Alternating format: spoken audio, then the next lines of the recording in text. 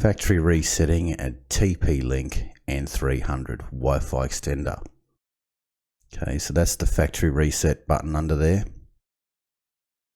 I'm now going to plug the extender in. Let's do its thing for a few seconds.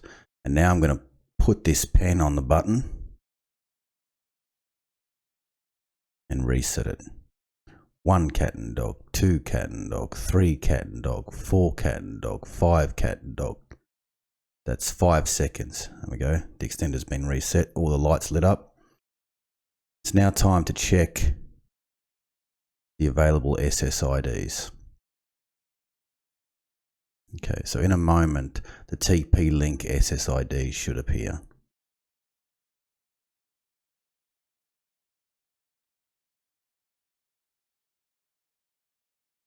There it is, TP-Link Extender. That's the configuration page. So let's connect to that. Okay, it's connected. Now press the I. I'm just looking at its details. What I'm doing is copying an IP address down there, and then I'm going to go and visit that in the browser. And actually, I can visit anything in the browser right now. It will take me to the TP-Link Extender configuration page. It doesn't really matter what you type in. Okay, so I'm connected. It says, welcome to your TP-Link range extender. Enter a password, so put in anything you like. And I'm putting in 1, 2, 3, 4, 5, 6, 7, 8. And press start. You don't have to save that password. Excellent. It's now scanning the local network for routers or Wi-Fi routers. The local area for Wi-Fi routers. Okay, so it's found some Wi-Fi routers. My one is at the top of the list. It's got the best signal. Okay, so now just select that and now type in the password for my router. Then press next. It now shows you a summary page. Just have to press save. Like so.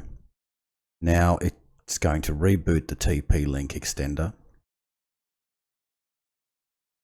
And I'll show you that on the web page. The web page isn't really written for mobile phone. You have to keep zooming in.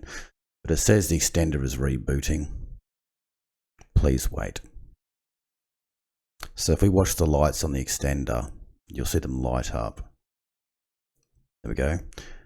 That's now rebooted and actually now connected to my home network that I configured a few seconds ago.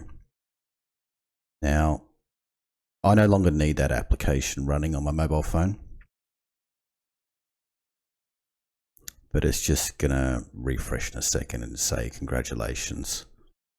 Like it says now, it says congratulations, now connect to your new extended network